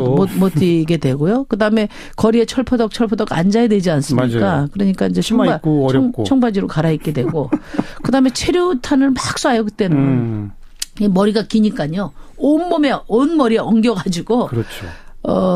그 집에는 밤늦게 나가는데 도저히 안 되겠다. 털어도 안 틀리고. 그래서 머리도 카트를 하게 되고. 자동적으로 커트머리 청바지 운동화. 그래서 이제 어느 날 보니까 제가 똑같아졌어요. 학생운동 시절에 뭐 혹시 투옥되거나 그러진 않았습니까? 학생운동 시절에는 제가 오히려 이제 주류 학생운동 이제 남학생 중심의 학생운동권에 맞서 제가 싸웠고요. 이제 저는 이제 노동운동 시작하면서 이제 오랜 수배 생활을 하게 됐죠. 노동운동은 9년 정도 수배 생활했습니다. 물론 뭐 70년대 후반, 80년대 초반 그때 대학에서 학생운동을 한 사람들은 노동운동으로 많이 가긴 했습니다만 그렇다고 꼭 노동운동으로 가야만 한다는 법은 아니었잖아요. 다른 활동도 있잖아요. 근데 내가 노동운동으로 가야 되겠다라는 계기가 된 건 뭡니까? 제가 이제 그 학교에서 여학생들로만 구성된 학회를 만들었어요. 왜냐하면 남녀공학에서는 여학생들에게 기회가 없어요. 학교 1학년 때는 다 모집을 하다가 3학년 이제 학생운동 이제 본격적으로 이제 지도할 때 되면은 이제 남성 중심으로 다 되고 그래서 제가 거기에 이제 반기를 들고 여학생 학회를 만들었는데 여학생으로만 사회 변화를 위한 실천을 해야 한다는 게 이제 기치였단 말이에요. 그래서 당시에 이제 지금도 뭐 대학생들이 농활은 있죠. 농촌 활동하는 거는. 그렇죠. 당시에는 공정 활동도 있었습니다. 공활도 있죠. 저희가 야학을 했는데 당시에 그 야학원 이제 여성 노동자들의 그 공장 생활이 굉장히 궁금했기 때문에 겨울 방학에 이제 공장 활동에 들어가서 거기서부터 이제 안 나오고 25년 노동운동을 하게 된 겁니다. 왜 안 나오셨어요? 힘들지 않았습니까? 굉장히 힘들었죠. 힘들었는데, 들어가 보니까 그 굉장히 그 놀라운 세계였어요. 그 세계가. 그러니까 초등학교 졸업한 친구들이 이제 서울에 와서 일도 하고, 야간 학교도 다니고, 그런데, 뭐 너무나 잔업 특훈 철야까지 하니까요. 그렇게 고된 노동을 하고 또 너무나 박봉을 받고 또 작업 환경이 너무나 열악하고 관리자들 쌍소리 해서 맘대로 무시하고 그런 그런 환경 속에서 일하는 그 여성 노동자들이 얼마나 정직하고 근면하고 또 그 성실한지. 제가 그 친구들한테 참 정이 많이 갔고 이 사람들의 노동이 존중받는 사회가 돼야 된다. 그 다 법에도 있고 헌법에도 있는데 그런 걸 내가 가르쳐야 되겠다. 그러면 우리 사회가 많이 좋아지고 민주주의가 더 강해지지 않겠냐. 그때 그런 생각을 했던 것 같아요. 그래서 지금 마치 제 운명처럼 생각됐어요. 그래서 제가 그때 들어가서 여기서 노동운동을 해야 되겠다는 결심을 하는데 조금도 주저함이 없었습니다. 체질이 맞으셨나 보네. 근데 체질이 아니라 제가 이제 강한 의지로. 아니 의지라기보다 제가 이제 이 책에서도 말씀드리려고 했던 게 그런 건데 많은 사람들이 저한테 굉장히 특별한 사람 취급을 해요. 근데 제가 가만히 생각해 보면 사람들 누구에게나 자기가 어떤 일을 했을 때 뿌듯한 감정, 뿌듯하고 자부심을 가질 때가 다 있거든요. 자기가 뭔가 의미 있는 삶을 살고 싶은 열망이 다 있습니다. 너무나 각박해서 내몰리는 거지. 근데 제가 가만히 생각해 보면 제가 뭐 특별한 이념이 강해서라기보다 제가 원래 하려고 했던 게 교육자였고 그거하고도 좀 관련이 있을 뿐만 아니라 정말 그때는 민주주의에 대한 열망이 굉장히 높았을 때 아니에요? 그런데 노동자들하고 인연이 돼서 제가 의미 있는 삶을 찾게 된 거죠. 네. 그러다 보니까 그런 시대 상황과 맞물려서 특별한 삶을 살게 된 거지. 뭐 제가 뭐 특별한 사람이라서 그런 건 아니다. 누구에게나 요즘에도 제가 지역구에서 보면 아니요, 정말 그 봉사 활동 하시는 분들이 많아요. 예, 박봉받고도 어려운 사람 후원하는 분들도 많고요. 이제 그런 그 보통 사람들이 갖고 있는 자기 삶에 대한 어떤 자부심, 뿌듯함 그런 것을 그때 당시 저는 이제 좀 더 좀 제한된 공간 속에서 몰입했다. 그렇게 생각해요. 그 노동운동 하겠다고 공장 가셨던 분들 가운데 특히 또 여성분들의 경우는 우선 육체적으로 힘들고 그래서 오래 못 버티신 분들이 대부분 아니겠습니까? 근데 꿋꿋이 버티시고 또 그 현장에 저도 약간 탈진 해가지고요. 그때 당시에 젊은 나이인데도 왜냐하면 이제 워낙에 노동이 심하고 그러니까요.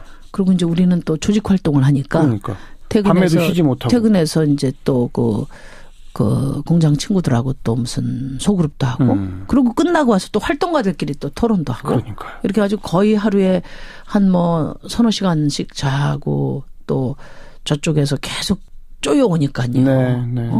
또 경찰 정보과에서 막 이렇게 찾아다니고 그러니까 신경 쓰고 그래가지고 어느 날 이렇게 머리 꼭대기에서 찬바람이 계속 나오는 것 같은 느낌이 들더니 그게 탈진이라고 그러더라고요. 그래서 저도 한 6개월 고생했어요. 그 나이에.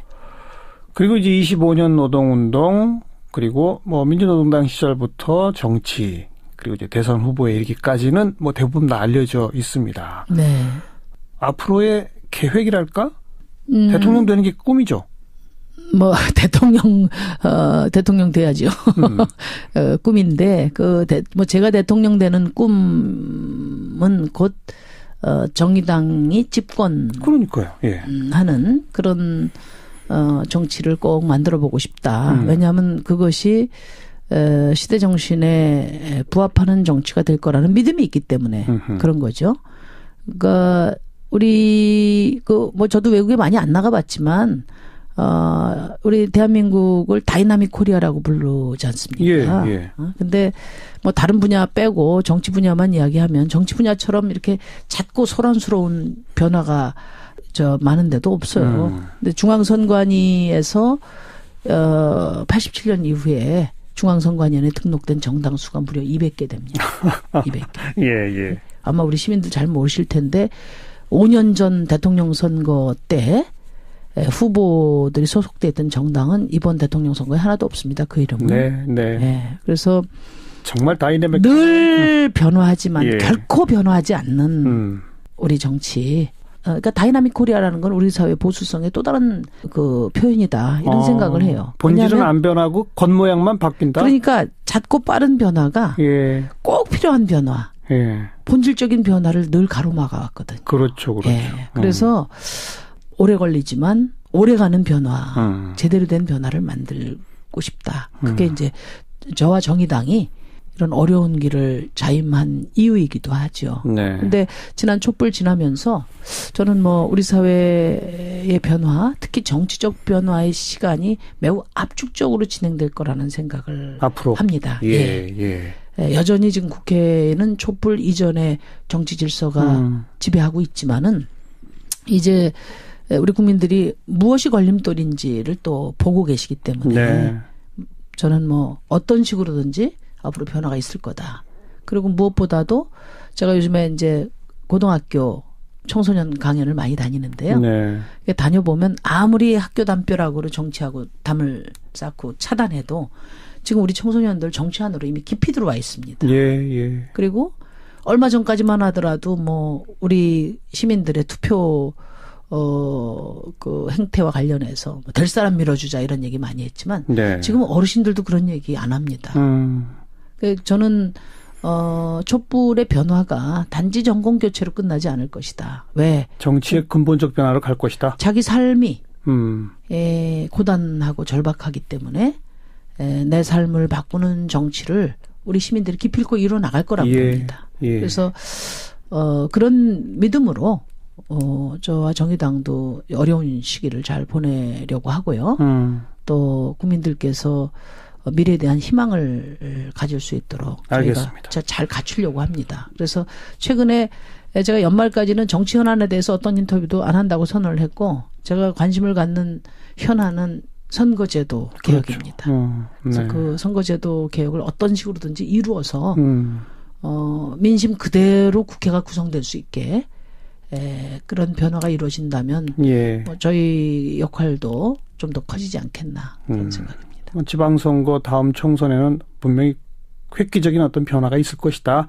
지방선거는 뭐 당장에 지금 저도 변화가 어쨌든 어려운데 그렇다면 이제 정의당이 불쑥불쑥 클 것이고 심상정 대통령도 멀지 않았다.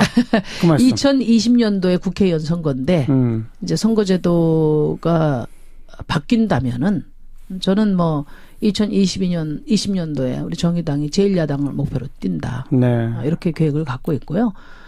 국민들께 지금 민주당이 집권당 아닙니까? 제1야당이 자유한국당인 대한민국 정치와 제1야당이 정의당인 대한민국 정치를 한번 상상해 보시라. 예. 그 말씀 드리고 싶습니다. 알겠습니다. 문재인 대통령 잘하고 있는지 한 말씀 해주시고 만약 심상정 대통령이 됐다면 이 점이 가장 달랐을 것이다. 그거 한 말씀 해주시고. 일단 이제 대통령 뭐 최선을 다하고 계시다고 보고요. 그러나 대통령의 개혁 의지가 있더라도 통치권 차원에서 할 수 있는 일 말고 국회가 안 움직이니까. 예, 결국 제도와 정책 또 뭐 예산 뒷받침돼야 될 국회에서 지금 막혀 있지 않습니까? 그래서 우리 아마 국민들도 잘 보고 계실 것 같아요. 정권 교체도 중요하지만 네. 국회가 어떻게 바뀌는 것이 더 중요하다. 그렇죠. 그런 말씀 드리고요. 제가 이제 뭐 대통령 잘하고 계신데 문제는 이제 국회가 뒷받침이 안 되죠. 그래서 무조건 반대로 뻗대는 야당들도 문제지만 또 대통령 입장에서는 이 여소야대 누가 대통령이 되더라도 여소야대 국회에서 어떻게 국정 운영에 그 에너지를 만들 수 있을 것인가가 지난 대선에 아주 중요한 쟁점이었습니다. 그렇습니다. 그런 점에서 보면 조금 더 문재인 정부가 국회를 파트너십으로 삼을 수 있는 적극적인 협치 또는 연대 방안을 더 적극적으로 만드셨으면 좋았지 않았겠나. 이런 아쉬움이 있습니다. 초기부터. 예. 협치와 연대 구조를 딱 만들었으면. 물론 뭐 쉽지는 않은데요. 알겠습니다. 저는 뭐 최소한 이제 자유한국당은 뭐 무조건 반대니까 할 수 없고 바른정당까지는 그것이 연정이든 또는 정책 공조든 최대한 끌어안아서 집권 1년 차 이번 정기국회 때 공수처법이나 또 최저임금을 뒷받침하는 이런 필수 법안들을 다 좀 처리를 하고 또 그렇게 다수를 확보하고 있어야 트럼프에게도 당당할 수 있지 않나. 그런 점에서 좀 아쉽다. 아쉬움이 있습니다. 심상정 대통령이 됐다면 그걸 만들었을 것이다. 뭐 됐을지는 모르겠지만 가장 중점적인 그런 과제로 삼았을 것 같습니다. 알겠습니다. 오늘 여기까지 말씀 들을게요. 네. 2020년 총선에서 제1야당 정의당의 목표 꼭 이루어내시기를 기대하면서 네, 열심히 해보겠습니다. 지켜보겠습니다. 네. 고맙습니다. 감사합니다. 정의당 심상정 의원이었습니다. 시사자키 오늘 여기까지입니다. 내일 다시 뵙죠. 안녕히 계십시오.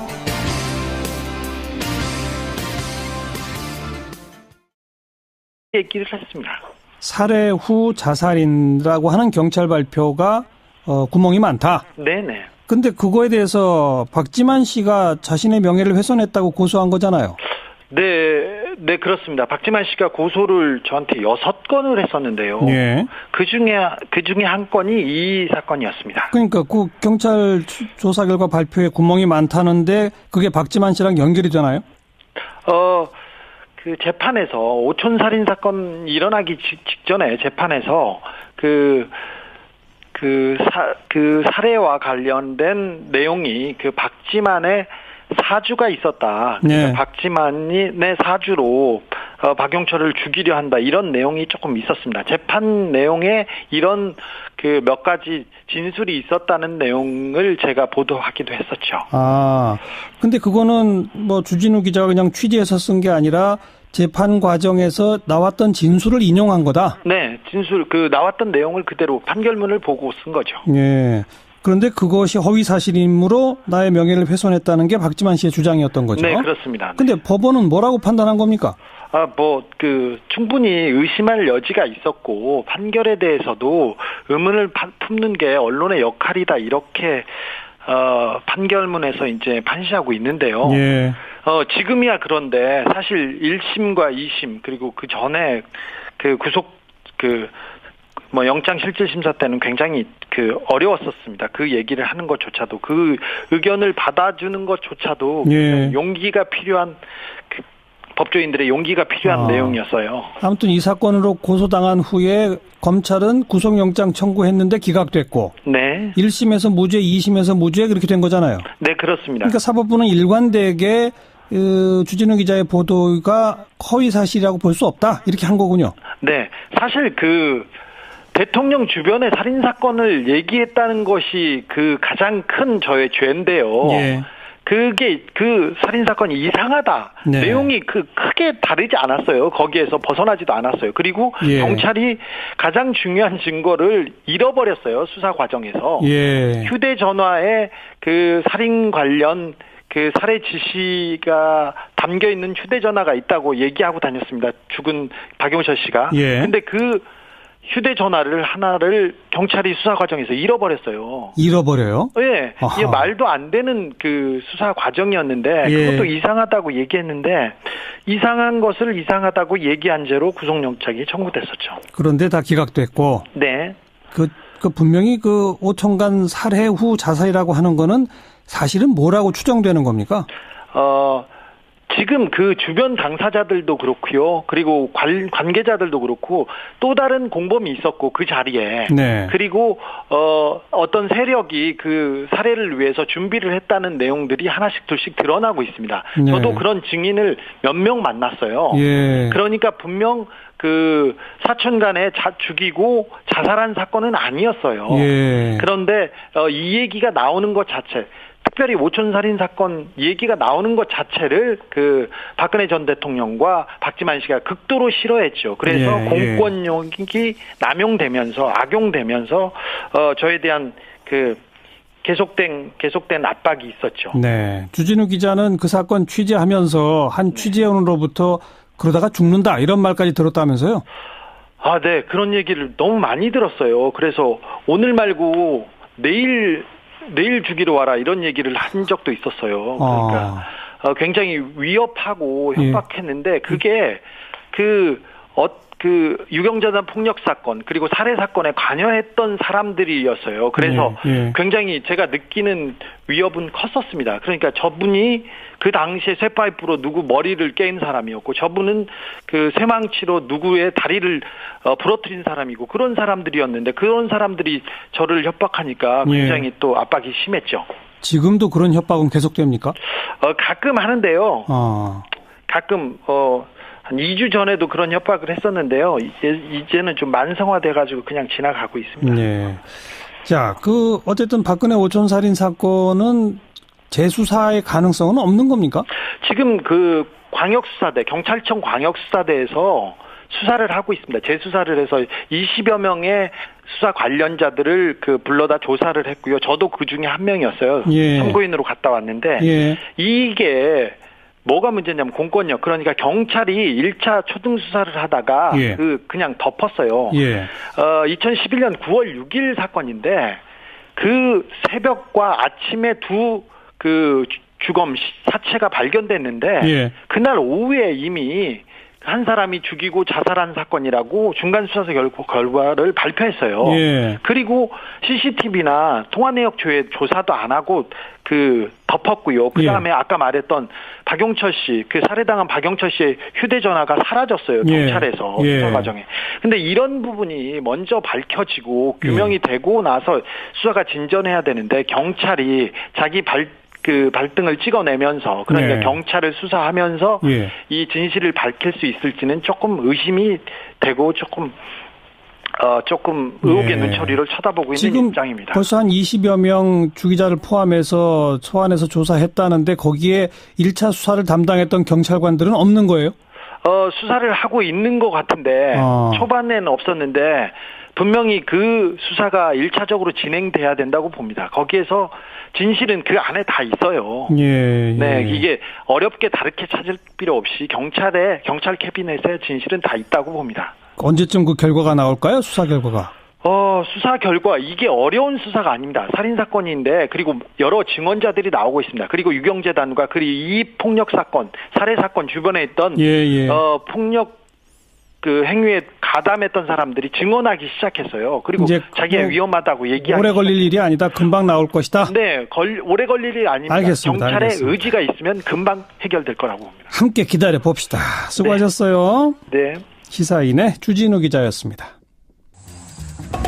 윤태권 실장 어서 오십시오. 네, 안녕하세요. 예산안 처리 후에 후폭풍이 만만치 않네요. 그렇죠. 근데 이제 예산안 처리에 대해 가지고 법정 시한은 못 지켰지만은 한 사흘 넘겼죠. 뭐 최악의 상황에 다다르지는 않았고 정치권 안팎에서 뭐 이 정도면은 괜찮다. 예. 특히 이제 여권이나 국민의당 이쪽은 이제 보통 그렇게 평가를 하고 있고 예. 청와대 기류도 대략 그런 것 같아요. 예.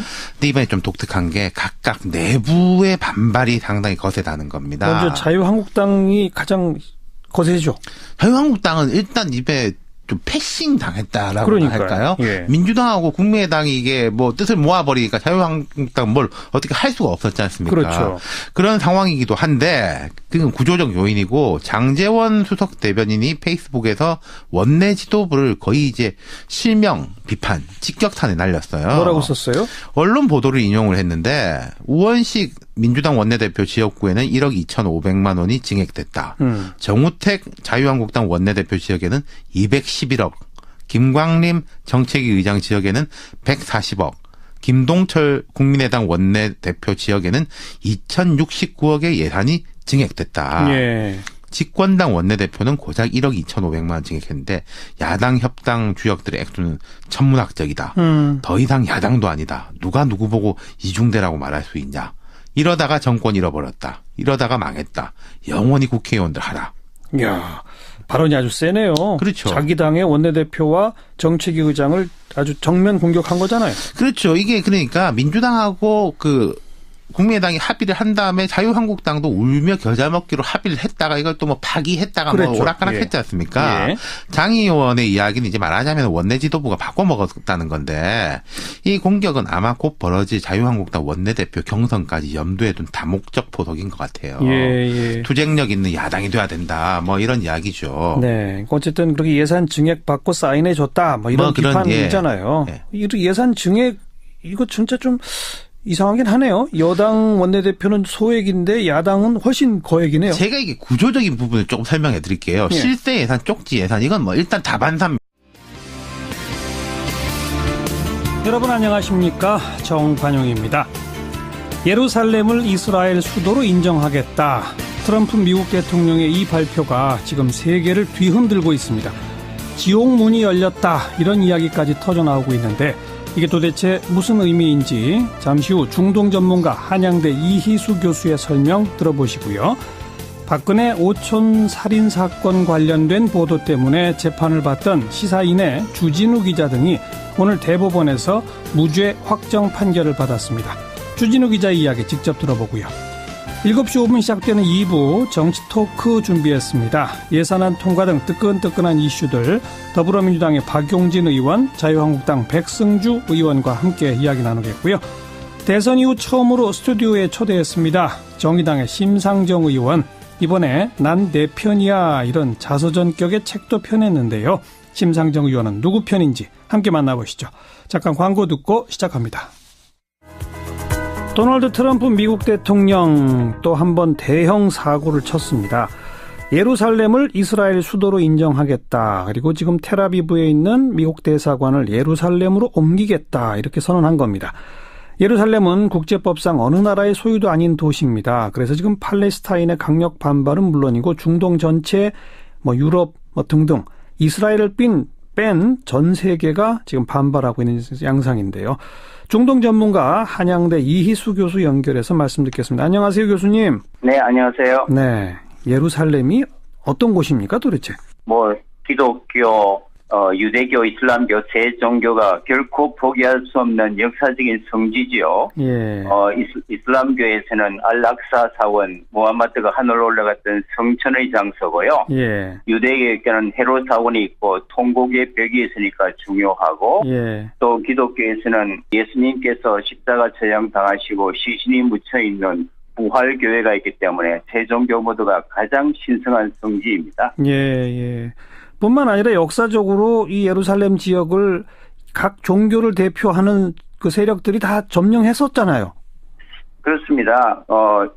최초는 638년에 아랍이 처음으로 예루살렘을 정복한 이후에요. 예. 아시다시피 12세기에 14군이 한 몇십 년 점령한 시기를 빼고 나면 1967년 이스라엘이 지역을 점령할 때까지 사실상 1300년 동안 아랍 이슬람 세력이 이제 실효적 지배를 해왔습니다. 예, 예.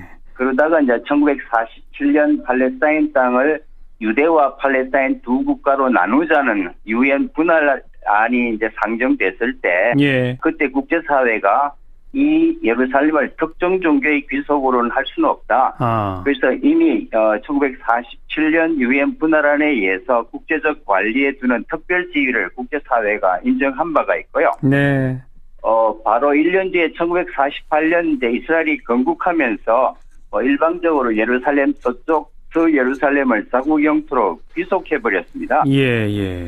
더 결정적인 문제는 중동 3차 전쟁이죠. 1967년 전쟁에서 아시다시피 이스라엘이 예루살렘 동쪽뿐만 아니라 이제 시나이 반도, 이집트 경계에 있는 요단강 서쪽의 웨스트뱅크 시나이 반도를 이제 점령함으로써 예. 그때부터 오늘날까지 50년 동안 사실 이스라엘이 실효적 지배를 해오고 있는 거죠. 예, 예.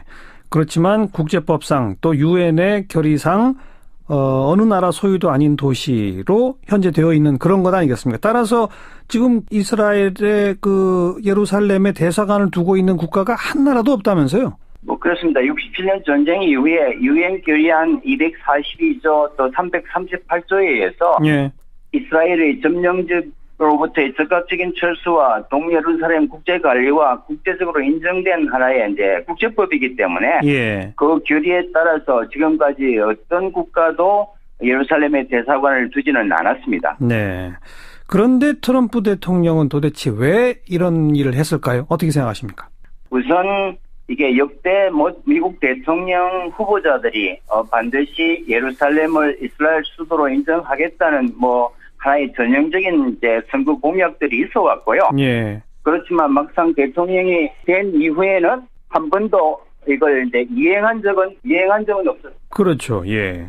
그런데 이번 이제 트럼프 대통령이 사실은 지난 5월에 예루살렘을 방문하면서 미국 현직 대통령으로서는 처음으로 그 동북의 벽에 가서 기파라나 유대인 모자를 쓰고 이제 참배를 함으로써 네. 가인적인 행보를 보여서 이미 진작은 하고 있던 상황이었습니다. 예, 예. 아시다시피 이제 트럼프 대통령의 그 정치적 기반이 유대인 파워로 알려져 있고, 네.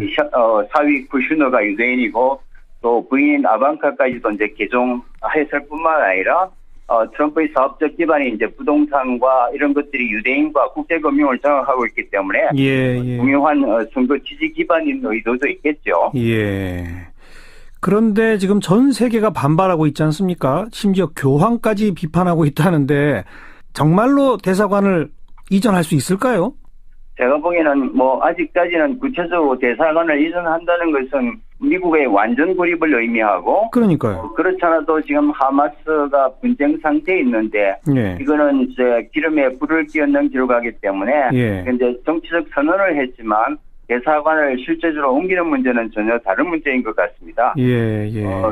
최근에 이제 트럼프가 이제 중동 문제를 근원적으로 재편성하려는 움직임을 보이고 있습니다. 예. 이제 팔레스타인 문제가 50년이 지날수록 전혀 진전이 없는 상태에서 이걸 이제 판도라의 상자를 열어서 처음부터 구조를 완전히 새로 짜겠다는 생각을 하고 있는 것 같고요. 예. 그런 면에서 지난 50년간 아무도 건드리지 않았던 이 금기의 상자를 떨어뜨렸던 것 같습니다. 즉 협상을 통해서든 뭐가 됐건 중동의 질서를 재편성하기 위해서 일단 둘 수 있는 초강수를 먼저 던졌다, 이렇게 해석하면 될까요? 뭐 그렇습니다. 뭐 앞으로도 지금 이제 국내 정치도 상당히 어려운 입지지 않습니까? 그렇죠. 그래서 이제 최근에 이제 사우디와 이스라엘을 결합시키면서 지금 중동에서는 미국, 이스라엘, 사우디 측과 러시아, 중국, 이란이라고 하는 신냉전 구도가 급속히 형성되고 있습니다. 예. 이런 새로운 거대 중동 전략의 일환으로 이런 초강수를 트럼프 행정부가 두지 않았나 짐작됩니다. 네. 당장 무슨 무력 충돌 같은 게 벌어질 우려는 없다고 보세요? 무력 충돌은 뭐 현재 상황에서는 기대하기 어렵고요. 사실은 이제 미국 최대 무기 구입국이 사우디고 10대 무기 구입국 중에서 사우디아라비아, 카타르, 아랍에미리트 세 나라가 들어가 있습니다. 예. 긴장 국면 조성이라는 것은 사실 미국 싸움에 도움이 되지만 실질적인 전쟁이 일어난다면 이거는 뭐 미국뿐만 아니라 서방 세계 전체의 데미지가 크기 때문에 예. 실질적인 전쟁으로 일어나지는 않겠지만 이 선언 자체가 이제 하마스를 비롯한 이슬람 급진주의자들에게 힘을 실어줘서 예. 이것보다도 훨씬 가격한 시위나 테러가 확산될 가능성은 많아 보입니다. 테러의 우려는 훨씬 커졌다. 여기까지 말씀드릴게요. 고맙습니다. 네, 감사합니다. 한양대학교 이희수 교수였습니다. 고 박정희 전 대통령 그리고 그 아들 박지만 씨에 대해서 허위 사실을 유포한 혐의로 기소됐던 시사인의 주진우 기자, 오늘 대법원 판결로 무죄가 확정됐습니다. 이게 이제 박근혜 오천살인 사건 이것과 관련된 고소였기 때문에 이번 선고 결과 더 주목받는데요. 주진우 기자 직접 연결해 봅니다. 안녕하세요. 네, 안녕하세요. 우선 무죄 확정된 거 축하드리고요. 네, 뭐 축하받을 일인지는 잘 모르겠습니다. 네. 이게 그러니까 2012년 대선 직전에 주진우 기자가 쓴 기사 때문에 이게 시작된 거죠? 네, 그렇습니다. 기사가 어떤 내용이었죠? 박근혜 대통령의 오촌간에 살인 사건이 있었어요. 살인을 하고 자살을 했다. 이렇게 경찰에서 보도 자료를 냈는데 그 사건은 2011년에 있었던 거죠? 그렇습니다. 예. 근데 그 사건이 그냥 단순한 자살 사건으로 보기에는 이상한 점이 너무 많다. 예. 특별히 경찰이 너무 수사를 안 해서 이 사건이 의혹 덩어리다. 이당 저당 다 할 거 없어요. 뭐 매번 그랬죠. 예. 그리고 이제 왜 여당보다 야당이 징역이 많냐, 지도부가. 이런 면이 있습니다. 우원식 원내대표가 이번에 그랬다는 건 아닌데 여당에 힘 있는 사람들은 예산 편성할 때 영향력을 끼쳐요. 아, 정부에다가. 정부 여당 아닙니까? 기재부가 편성을 할 때 이제 미치고 야당은 이제 뒤늦게 증액을 시키는 시기거든요. 예. 그러니까 정부 안이 국회로 넘어올 때 이미 여당 실세 쪽은 반영됐을 가능성이 있다. 그런 가능성이 높고, 그리고 또 서울보다 지역이 증액이 많이 되는 편이에요. 서울의 지역구 예산이라는 게 이제 특정하게 나오는 경우가 잘 없거든요. 그렇죠. 서울은 이제 뭐 서울 전체라든지 이런 식인 것이고 지방은 좀 다르죠. SOC 예산이 있으니까요. 아무튼 자유한국당 장제원 수석 대변인의 그 강한 글, 그 내부 후폭풍을 정리해봤고, 더불어민주당도 후폭풍이 있어요? 오늘 조선일보만 기사로 썼는데 그 당내에서는 이게 좀 심각하게 보더라고요. 지지층들, 강경 지지층들이 우원식 원내대표에 대한 비판이 워낙에 높다는 겁니다. 문자 메시지도 상당히 많이 받았다 그러더라고요. 예. 말하자면은 야당에 양보를 많이 했다. 너무 많이 양보했다. 네. 문 대통령 주요 공약에 타격을 입혔다. 아까 제가 말한 증액 예산 이런 것도 퍼주기 한 거 아니냐, 원내대표가. 이제 그런 논리인 것인데, 근데 이제 막상 문 대통령은 예산안이 마무리되고 표결 직전에 원내대표한테 전화해가지고 잘 된 것 같다. 끝까지 잘 마무리해달라. 이렇게 이야기를 했고, 오늘 서울 노원구에서 진행된 노원 제로 에너지 실증단지 오픈하우스 행사라는데 참석을 했어요. 대통령이. 우원식 원내대표 지역구거든요. 이건 간접적으로 힘을 실어준 거죠. 네. 이런 각 당 내부의 불만 어떻게 해석해야 합니까? 일단 협상이라는 게 주고받기니까 어느 한쪽이 100% 만족할 수는 없어요. 네. 그리고 내부 반발이 어쨌든 협상의 이제 지렛대 역할을 하기도 하는데, 그렇죠. 이번 독특하긴 한 게 자유한국당은 너무 무기력한 건 맞습니다. 이게 원내대표가 잘하고 잘못하고를 떠나가지고 패싱 이야기까지 나오고 있으니까 아마 원내대표 경선 앞두고 있으니까 이런 이야기 더 많이 나올 겁니다. 민주당 같은 경우에는 이게 민주당 여당이 협상을 한 다음에 우리가 승리했다는 말을 잘 안 해요. 상대가 반발하지 않습니까? 그러니까 양보한 걸 많이 부각을 시키는데 이게 악영향을 미친 것 같아요. 강경 지지층들이 또 좀 여론을 주도하는 현상이 있지 않습니까? 얼마 전에 안희정 충남지사가 이제 무슨 강연에서 이제 이견을 용인하는 문화를 가져야 된다. 문 대통령은 약한 분이 아니다. 이랬다가 그렇죠. 이제 호된 비판을 받고 이제는 할 말 있으면 집에서 방문 잠그고 전화로 이야기하겠다 이랬거든요. 예. 여당 의원들이 좀 우려하고 있다라는 분위기는 이런 분위기에 대한 거죠. 네. 어쨌든 예산안 심사 결과를 보면 복지 예산을 한 1조 5천억 깎으면서 SOC가 그만큼 늘었죠. SOC가 한 1조 5천억 늘었다. 이건 정말 짚어봐야 할 문제입니다. 그렇죠. 수고하셨습니다. 감사합니다. 윤태권 실장이었습니다. 시사잡기 1부 마치겠습니다. 7시 5분 2부에 다시 뵙죠.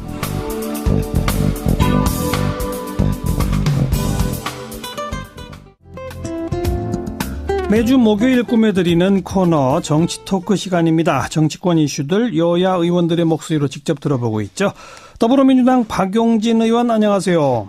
네, 안녕하세요. 박용진입니다. 자유한국당 백승주 의원 안녕하세요. 예, 경상북도 구미 백승주 의원입니다. 네, 두 분 전화상이지만 인사 좀 하시고요. 안녕하세요, 백 의원님. 반갑습니다. 예, 박용진 의원님 안녕하세요. 네. 예. 자, 오늘은 예산안 통과 부분에 대한 이야기하고 북한의 그 미사일 발사에 대한 우리 정부 대응 이 두 가지 주제를 좀 논의하겠는데요. 먼저 여당부터 박용진 의원 예산안 통과 어떻게 보십니까?